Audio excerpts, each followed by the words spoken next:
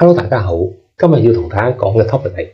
係，如果大家喺英國咧同一時間打兩份工嘅話咧，咁樣有幾多免稅額咧可以俾到咧？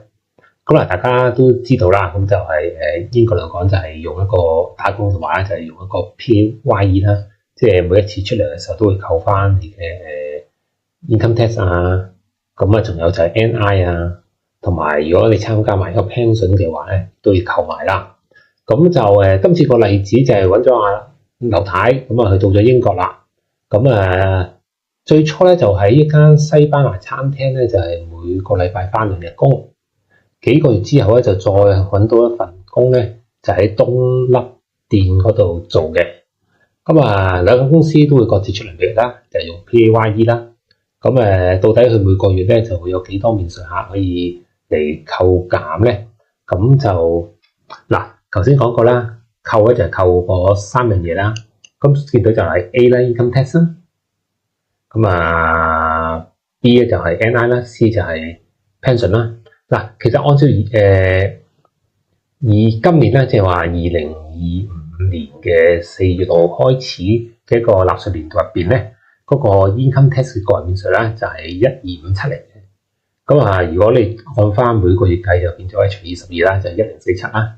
咁就同樣地咧 ，NI 都一樣啦，都係12570嘅。至於 pension 嚟講咧，就係超過咗6240咧，就先至要交 pension 嘅啫。咁但係你會發現咧，就係話咧 income tax 嚟講咧，佢嗰個免稅額咧，其實就12570係兩間鋪頭咧就一齊 share 嘅，就唔係話咧各自咧嗰份工都有12570。但係你見到 NI 同埋 pension 就唔係嘅，各自都係有呢個同等嘅免稅額嘅。咁所以如果你話你有第3、第4、第5份工都好咧，你嗰個 income tax 嘅個人免稅額咧，其實始終都係咧以1年12570咧係計嘅。咁但係如果係 NI 或者 pension 咧就唔同啦，你多幾份工咧，每份工都係獨立咧有咁嘅全額嘅免稅額嘅。咁變咗咧你要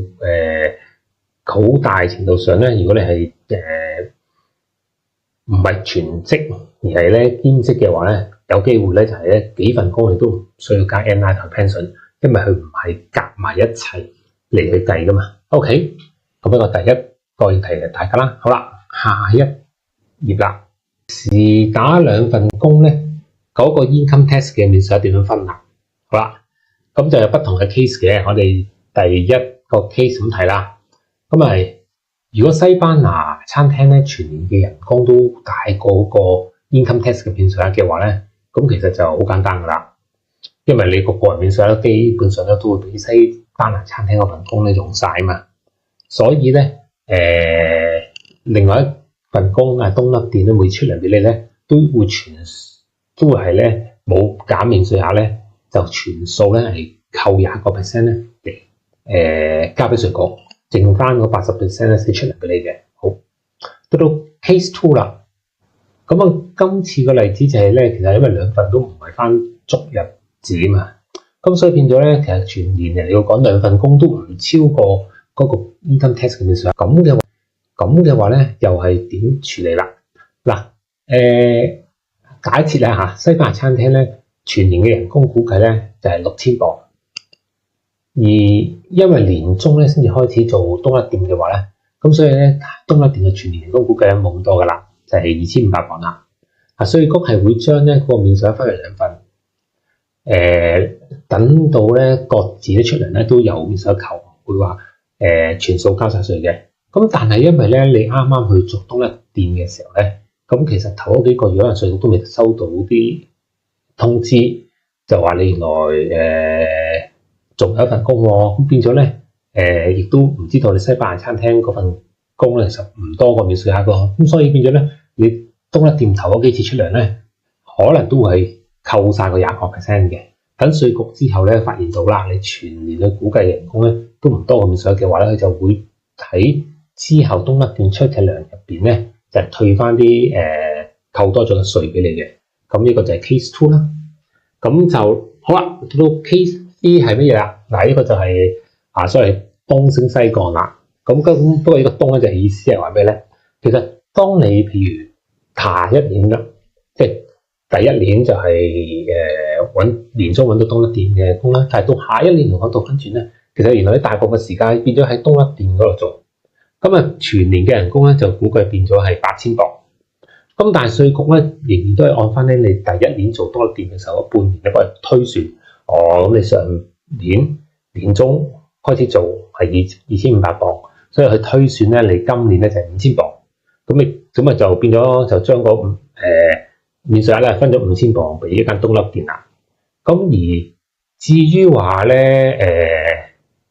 西班牙餐廳就係個餘額就係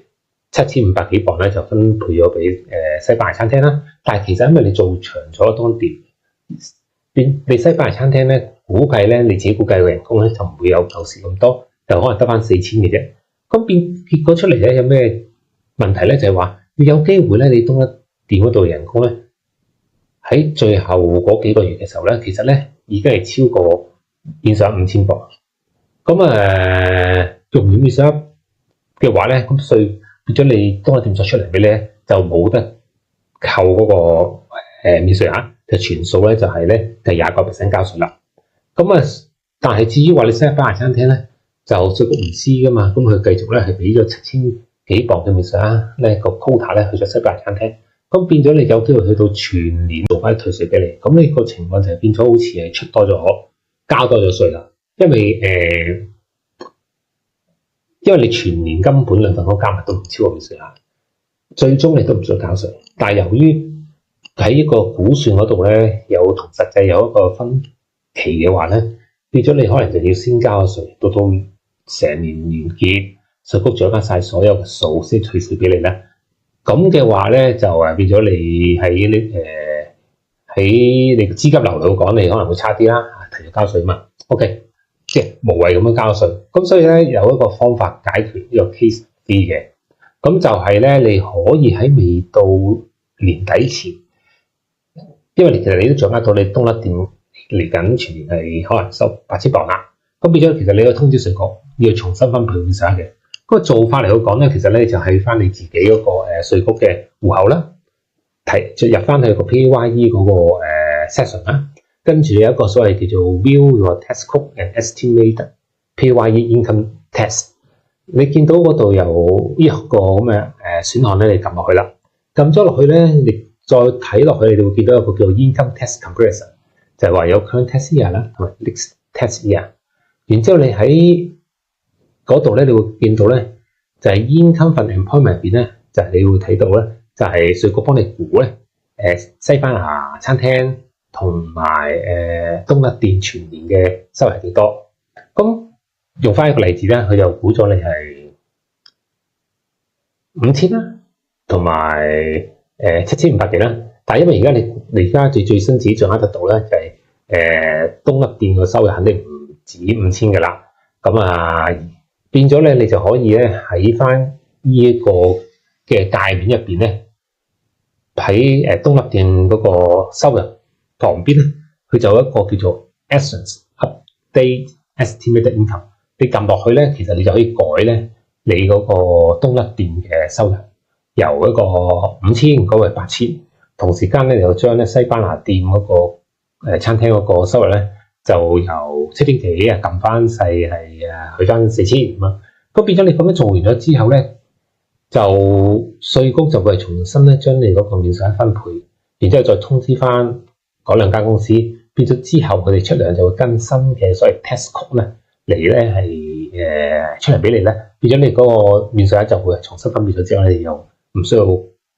交稅噶啦，每個月出糧嘅時候。咁所以呢個就係一個做法咧，當大家有兩份所謂叫做兼職啦嘅時候咧，咁你就可以通知稅局去調整呢個所謂叫做estimated income， 咁兩年度個免稅額要均衡啲分配啦。OK，咁今日係介紹到此為止，多謝大家，拜拜。